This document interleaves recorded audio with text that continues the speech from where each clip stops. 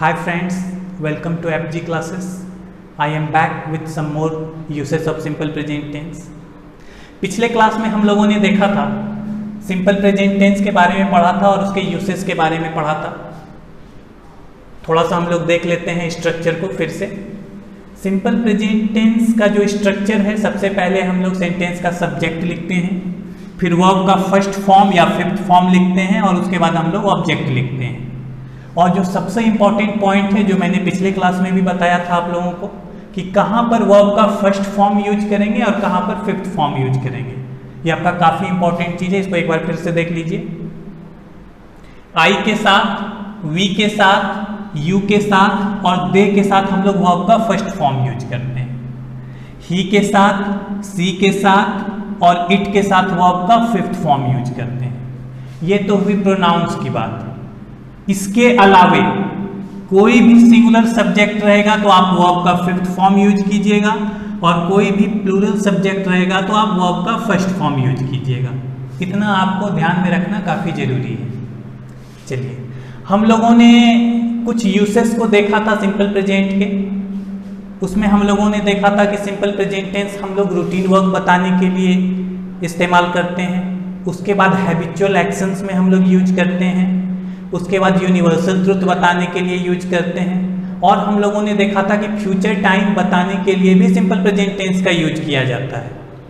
लेकिन future time जो आपका फिक्स्ड प्रोग्राम हो, फिक्स्ड फ्यूचर प्रोग्राम के लिए हम लोग यूज करते हैं। अब हम लोग कुछ और यूसेस को देखते हैं सिंपल प्रेजेंट टेंस के। सिंपल प्रेजेंट टेंस की मदद से हम लोग पोजीशन बताते हैं। पोजीशन का मतलब होता है अधिकार। किसी वस्तु पर आपका अधिकार है या किसी संपत्ति के आप मालिक हैं, इसको बताने के लिए सिंपल प्रेजेंट टेंस का यूज किया जाता है। जैसे देखिए आप लोग, सबसे पहला सेंटेंस आपका है this book belongs to me. कहने का मतलब है यह किताब मेरी है। बिलोंग का मतलब होता है किसी संपत्ति का मालिक होना। यहाँ पर आप ध्यान दीजिए, ये सेंटेंस आपका सिंपल प्रेजेंट टेंस में है। सबसे पहले सेंटेंस का सब्जेक्ट है आपका दिस बुक। सब्जेक्ट आपका सिंगुलर है और सिंगुलर सब्जेक्ट के साथ हम लोग वर्ब का फिफ्थ फॉर्म यूज करते हैं। इसी वजह से आपका बिलोंग्स लगा हुआ है। बिलोंग आपका वर्ब का फर्स्ट फॉर्म है और एस लगा दिए हैं तो ये आपका V5 बन गया है। यानी ये सेंटेंस आपका सिंपल प्रेजेंट में लिखा हुआ है। अधिकार बताने के लिए और भी वर्ड्स हैं। हैज, हैव की मदद से भी अधिकार बताया जाता है कि किसी वस्तु पर आपका अधिकार है। यहाँ पर देखिए आप, जो सेंटेंस है सी हैज अ कार, ये भी आपका सिंपल प्रेजेंट टेंस का सेंटेंस है। कैसे? सब्जेक्ट आपका लिखा हुआ है सी, उसके बाद फिर आपका हैज लगा हुआ है। ध्यान दीजिएगा, हैज आपका हेल्पिंग वर्ब की तरह भी इस्तेमाल होता है और मेन वर्ब की तरह भी होता है। यहाँ पर हैज आपका मेन वर्ब की तरह यूज किया गया है। यदि ये हेल्पिंग वर्ब रहता तो इसके बाद कोई न कोई मेन वर्ब रहता आपका, लेकिन यहाँ पर सिर्फ हैज ही है। इसके अलावा आपका कोई भी वर्ब यहाँ पर नहीं है। अब एक चीज़ आप ध्यान दीजिए, ये तो आपका सब्जेक्ट है सी और सी के साथ आपको पता है कि वर्ब का फिफ्थ फॉर्म यूज होता है। यहाँ पर जो आपका हैज है ये वर्ब का फिफ्थ फॉर्म है। और यदि हैज वर्ब का फिफ्थ फॉर्म है तो इसका फर्स्ट फॉर्म क्या है? देखिए, आप लोगों ने एक वर्ड सुना होगा हैव। हैव का मतलब होता है रखना। ये आपका वर्ब का फर्स्ट फॉर्म है। इसका सेकंड फॉर्म आपका हैड, ये आपका V1 हो गया, ये आपका V2 हो गया। थर्ड फॉर्म होता है आपका हैड। सेकंड और थर्ड फॉर्म आपका हैड ही होता है। फिर आपका V4 होता है हैविंग, ING लगता है।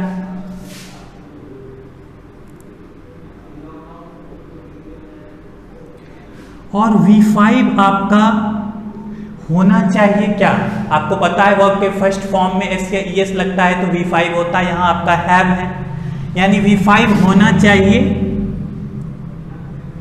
हैव्स। और ये आपका ओल्ड इंग्लिश में होता भी था और यही हैव्स आपका अब बदलकर हैज हो गया है। अब यहाँ पर आपका हैज यूज किया जाता है, हैव्स यूज नहीं किया जाता है। यानी ये हैव वर्ड का फिफ्थ फॉर्म है हैज। और यहाँ पर देखिए सब्जेक्ट आपका सी है, ये आपका सब्जेक्ट है, और हैज जो है ये आपका वर्ब का फिफ्थ फॉर्म है, ये हैव वर्ड का फिफ्थ फॉर्म है। यानी ये सेंटेंस भी आपका सिंपल प्रेजेंट टेंस में लिखा हुआ है। सी हैज अ कार, मतलब वह एक कार रखती है या उसके पास एक कार है, आप ऐसे कह सकते हैं। देखिए वैसे तो हैव आपका वर्ब है रखना, रखने से किसी काम का पता नहीं चलता है, लेकिन इंग्लिश में इसको भी वर्ब माना जाता है। जैसे मैं कहता हूँ कि आई हैव अ कार, मेरे पास एक कार है, इसका मतलब ये नहीं कि मैं कोई काम कर रहा हूँ, लेकिन इंग्लिश में हैज हैव को भी वर्ब माना जाता है। यानी आप हैज हैव की मदद से भी बता सकते हैं कि किसी चीज पर आपका अधिकार है, किसी चीज के आप मालिक हैं। पहले सेंटेंस में हम लोगों ने बिलोंग से बताया, दूसरे सेंटेंस में हैज हैव से बताया, लेकिन दोनों आपके सिंपल प्रेजेंट टेंस में है। अब तीसरा सेंटेंस देखिए, he owns a big house. Own का मतलब भी होता है किसी संपत्ति का मालिक होना। ओन से ही आपका ओनर वर्ड बना है, जिसका मतलब होता है मालिक, OWNER, ओन वर्ड से ही आपका बना हुआ है। ही ओन्स अ बिग हाउस का मतलब है कि उसके पास एक बड़ा सा घर है, बिग हाउस है, एक बड़े घर का वह मालिक है। और यहां पर देखिए तो ही तो आपका सब्जेक्ट है, और ही के साथ आपको पता है कि वर्ब का फिफ्थ फॉर्म यूज होता है, इसी वजह से आपका ओन में एस लगा हुआ है और ये आपका V5 है। बाकी फिर आपका बिग हाउस है। आप तीनों सेंटेंसेस में देख सकते हैं कि तीनों सेंटेंसेस आपके सिंपल प्रेजेंट टेंस के हैं। ये सिंपल प्रेजेंट टेंस के स्ट्रक्चर को फॉलो करते हैं, यानी किसी भी वस्तु पर अपना अधिकार बताने के लिए या यह बताने के लिए कि इस संपत्ति के मालिक हम हैं, आप या तो बिलोंग वर्ड यूज कर सकते हैं, या हैज हैव वर्ड यूज कर सकते हैं, या ओन वर्ड यूज कर सकते हैं, लेकिन आपको ये सिंपल प्रेजेंट टेंस में ही रखना होगा। आप इस ढंग से नहीं बोल सकते हैं कि this book is belonging to me, ऐसा सेंटेंस गलत होता है। या she is having a car, ये सेंटेंस भी आपका गलत होगा। या he is owning a big house, इन सेंटेंसेस को आपको सिंपल प्रेजेंट में ही रखना होता है। यानी सिंपल प्रेजेंट टेंस आपको पोजीशन बताता है। चलिए अब हम लोग नेक्स्ट यूज देखते हैं इसका। सिंपल प्रेजेंट टेंस की मदद से human feelings, emotions and mental activity भी बताए जाते हैं। ह्यूमन फीलिंग्स क्या हुआ? भावनाएं। इमोशंस भी वही चीज़ है। और आपका जो मेंटल एक्टिविटी है, यानी वैसे सारे कार्य जो आप अपने मन से करते हैं। एक आपका फिजिकल एक्टिविटी होता है जिसमें आपका शरीर भाग लेता है, और मेंटल एक्टिविटी में आपका मन काम करता है। जैसे देखिए मेंटल एक्टिविटी क्या क्या चीज़ हो सकता है? सोचना, थिंक आपका मेंटल एक्टिविटी है। फील, महसूस करना मेंटल एक्टिविटी है, उसमें आपका माइंड काम करता है। उसके बाद लाइक, पसंद करना, ये भी आपका मेंटल एक्टिविटी है। उसके बाद ट्रस्ट, किसी पर भरोसा करना, ये सारा चीज़ मन से होता है, मेंटल एक्टिविटी है आपका। इसमें आपका शरीर काम नहीं करता, इसमें आपका मन काम करता है। आपको कुछ एग्जाम्पल्स दिए हुए हैं। आई लव माई कंट्री, मैं अपने देश से प्यार करता हूँ। ये आपका क्या है? फीलिंग्स है, मुझे अपने देश के प्रति फीलिंग्स है। आई लाइक हर, एक छूट गया आपका। वी बिलीव इन गॉड, हम लोग भगवान में विश्वास करते हैं, ये भी काम आपका, इसमें फिजिकल एक्टिविटी नहीं होता है। आई लाइक हर, मैं उसे पसंद करता हूँ, mental activity. I feel very sad, मैं बहुत उदास महसूस करता हूँ। I think she is right, think भी आपका क्या है? मेंटल एक्टिविटी है, इसमें आपका बॉडी भाग नहीं लेता है, इसमें आपका माइंड काम करता है। आई ट्रस्ट हिम, मैं उस पर भरोसा करता हूँ। तो आपका चाहे ह्यूमन फीलिंग्स हो, इमोशंस हो या मेंटल एक्टिविटी हो, वो आपका सिंपल प्रेजेंट टेंस की मदद से बताया जाता है। और ये सारे वर्ब्स आपके जो हैं लव है, बिलीव है, लाइक है, फील है, थिंक है, ट्रस्ट है, इन सब के साथ जनरली आईएनजी फॉर्म यूज नहीं होता है। जनरली ऐसी बात नहीं है कि होता ही नहीं है, जनरली हम लोग इन सारे वर्ब्स को सिंपल प्रेजेंट टेंस में लिखते हैं। हाँ, लेकिन स्पेशल केस में प्रेजेंट इम्परफेक्ट टेंस में भी लिखा जाता है। ये तो इसका सेकंड यूज हो गया। अब हम लोग नेक्स्ट यूज को देखते हैं। न्यूज़पेपर के हेडलाइंस में सिंपल प्रेजेंट टेंस का उपयोग किया जाता है। सिंपल प्रेजेंट टेंस आप लोगों ने देखा था कि फ्यूचर टाइम बताने के लिए भी यूज होता है, और यहाँ पर कुछ ऐसी घटनाएं होती हैं जो कि हुई तो पास्ट में हैं, लेकिन उसको बताया जाता है सिंपल प्रेजेंट टेंस से। मान लीजिए कल किसी ट्रेन में आग लगी, और आज जो आपको न्यूज़पेपर में हेडलाइन मिलेगा पढ़ने के लिए वो आपका सिंपल प्रेजेंट में होगा, और वो इस ढंग से होगा, द ट्रेन कैचेज फायर। घटना कल की ही है, काम यह कल ही हो गया, लेकिन आपको बताया जा रहा है सिंपल प्रेजेंट टेंस की मदद से। इसको पास्ट टेंस की मदद से नहीं लिखा जाता है न्यूज़पेपर में। और आप देख सकते हैं ये सिंपल प्रेजेंट टेंस का स्ट्रक्चर फॉलो कर रहा है। द ट्रेन आपका सब्जेक्ट है यहाँ पर, और सब्जेक्ट के बाद आपका वर्ब का फिफ्थ फॉर्म यूज किया गया है कैचेज। कैच फायर का मतलब होता है कहीं आग पकड़ना, कैचेज फायर। और सिंपल प्रेजेंट में इसी वजह से यूज किया जाता है क्योंकि न्यूज़पेपर आपको यह पहली बार इंफॉर्मेशन दे रहा है। घटना तो कल की है, लेकिन वो इसको न्यूज को फ्रेश रखने के लिए इसको सिंपल प्रेजेंट टेंस में वो लिखता है। एक और देखिए सेंटेंस। मान लीजिए कल कुछ प्रिजनर्स आपके कैदी होते हैं, जेल से भाग गए। आज जो आपको न्यूज दिया जाएगा, न्यूज़पेपर में जो आप हेडलाइन पढ़िएगा वो आपका रहेगा, the prisoners escape from jail. Escape का मतलब होता है कहीं से बचकर निकल जाना। ये सेंटेंस भी आपका सिंपल प्रेजेंट टेंस में है। घटना कल की ही है, यह काम कल ही हो गया, लेकिन आज के न्यूज़पेपर में आपका इस ढंग से दिया रहेगा सिंपल प्रेजेंट का यूज करते हुए। यहाँ पर देखिए, यहाँ पर आपका सब्जेक्ट क्या है, द प्रिजनर्स आपका सब्जेक्ट है, और सब्जेक्ट यहाँ पर आपका प्लूरल है। प्लूरल सब्जेक्ट के साथ हम लोग वर्ब का फर्स्ट फॉर्म यूज करते हैं, इसी वजह से यहाँ पर आपका एस्केप यूज किया गया। ये आपका वर्ब का फर्स्ट फॉर्म है, यानी जो प्रिजनर्स थे वो जेल से भाग गए, लेकिन आपको ये दिया जाएगा सिंपल प्रेजेंट टेंस। उसके बाद नेक्स्ट सेंटेंस देखिए, विराट हिट्स अनदर सेंचुरी। कल मान लीजिए विराट कोहली ने सेंचुरी लगा दिया, इसके पहले भी उन्होंने लगाया था। घटना तो यह कल की ही है, लेकिन आज आपको जो दिया जाएगा न्यूज़पेपर में इस ढंग से सिंपल प्रेजेंट का यूज करते हुए, ये पास्ट टेंस में आपको लिख कर नहीं देता है। आप देखिए, विराट आपका सब्जेक्ट हो गया, सब्जेक्ट आपका सिंगुलर है, और सिंगुलर सब्जेक्ट के साथ वो आपका फिफ्थ फॉर्म, इसी वजह से आपका हिट्स लिखा हुआ है। अनदर सेंचुरी यानी विराट कोहली ने दूसरा शतक लगाया, लेकिन दिया हुआ है आपका सिंपल प्रेजेंट टेंस में। काम तो यह कल ही हो गया, आपको बताया जा रहा है सिंपल प्रेजेंट टेंस की मदद से। नीचे वाला सेंटेंस समझिएगा, काफी इंपॉर्टेंट है। A gang of robbers attacks the village last night। सबसे पहले इस सेंटेंस में हम लोग सब्जेक्ट समझने का कोशिश करते हैं। सब्जेक्ट हम लोग किसे कहते हैं? सेंटेंस में जिसके बारे में बात की जाती है, किसकी बात हो रही है, और आप सब्जेक्ट पता लगाने के लिए हु लगाकर क्वेश्चन पूछ सकते हैं। वर्ब है आपका अटैक, यानी हमला करना। कौन हमला किया? तो अ गैंग ऑफ रॉबर्स ने। यहां पर ध्यान दीजिए, आपका जो सब्जेक्ट है अ गैंग ऑफ रॉबर्स, यानी लुटेरों के गैंग ने किया। सब्जेक्ट आपका यहां पर सिंगुलर है या प्लूरल है, आपको यह पहचानना है। लुटेरे तो बहुत सारे थे, लेकिन उनका जो गैंग था वो एक ही था।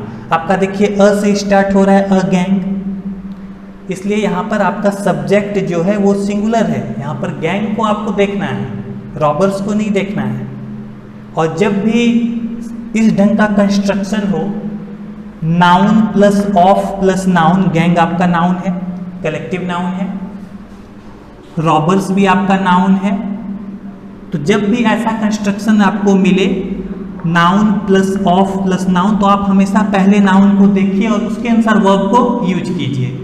यहाँ पर आपका अ गैंग के अनुसार वर्ब आएगा और अ गैंग आपका सिंगुलर है तो वर्ब आपका आ रहा है V5 यूज हो रहा है। आप जान रहे हैं सिंगुलर सब्जेक्ट के साथ हम लोग वर्ब का फिफ्थ फॉर्म यूज करते हैं, इसी वजह से आपका अटैक्स लिखा हुआ है।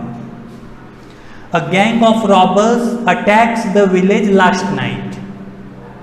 यह काम कल ही हो गया है, कल रात ही हो गया है। डाकुओं के दल ने कल रात अटैक कर दिया था विलेज पर। घटना तो पास्ट की हो गई, लेकिन आज जो आपको बताया जाएगा न्यूज़पेपर में वो सिंपल प्रेजेंट टेंस का यूज करते हुए लिखा जाएगा। यहाँ देखिए अ गैंग ऑफ रॉबर्स आपका सब्जेक्ट हो गया, फिर वर्ब का fifth form attacks the village last night. News को फ्रेश रखने के लिए सिंपल प्रेजेंट टेंस से दिखाया जाता है आपको। ये आपका क्लियर हो गया होगा। हेडलाइंस में आपका सिंपल प्रेजेंट टेंस यूज करते हैं, पास्ट की घटनाओं को भी बताने के लिए सिंपल प्रेजेंट का यूज किया जाता है न्यूज़पेपर के हेडलाइंस में। अब इसका नेक्स्ट यूज हम लोग देखते हैं। आप लोगों ने कमेंट्री सुनी होगी क्रिकेट की, खास करके रेडियो में या टीवी में। कमेंट्री में आपका सिंपल प्रेजेंट टेंस यूज किया जाता है। जैसे देखिए सचिन थ्रोज द बॉल, हालांकि सचिन ने बॉल को फेंक दिया, काम हो गया, लेकिन आपको जो बताया जाएगा वो सिंपल प्रेजेंट टेंस का यूज करते हुए कि सचिन ने बॉल को फेंका, थ्रो किया। या Kohli moves a bit, Kohli थोड़ा सा मूव किया, हटा।